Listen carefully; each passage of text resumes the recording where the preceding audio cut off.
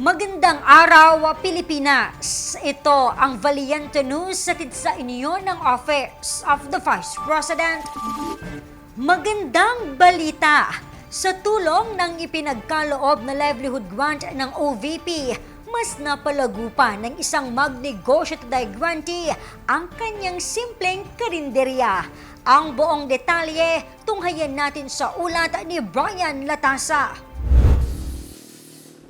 Masarap na mga lutong bahay ang mabibili sa karinderya ni Mary Jane Somoso dito sa Barangay Poblacion sa bayan ng Leon Postigo, lalawigan ng Zamboanga del Norte.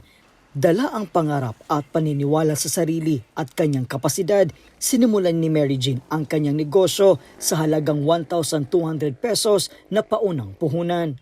Start ako ng 3, tapos hanggang naging 4 siya, naging 5.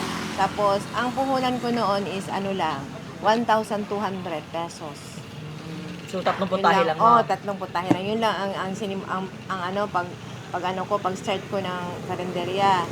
Suki na ngayon sa kainan ni Mary Jane ang maraming motorista sa kanilang lugar at upang madagdagan pa ang kanyang mga paninda, lumapit si Mary Jane sa OVP Western Mindanao Satellite Office upang magsumite ng aplikasyon sa programang Magnegosyo Today.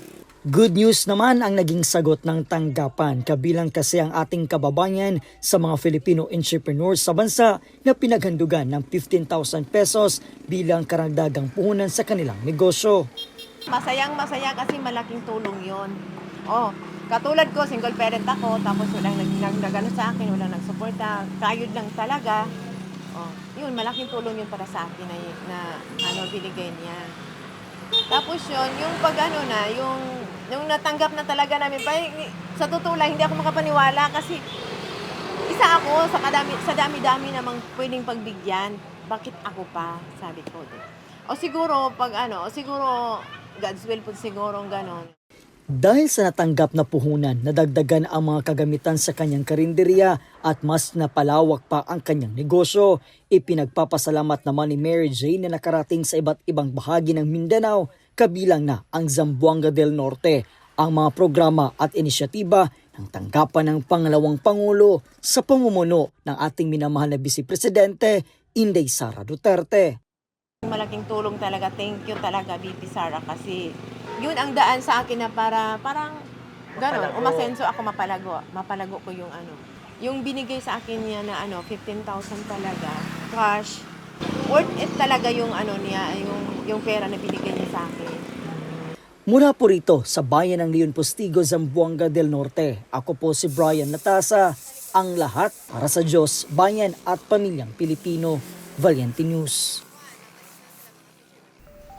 Extraordinary, the Vice Presidents of the Philippines sa pop-up exhibit sa San Pedro City, Laguna, naging matagumpay. Vice President Inday Sara Duterte, personal na dinaluhan ang aktibidad. Ako si Claudette Loreto. Mahalin natin ang Pilipinas. Maraming salamat.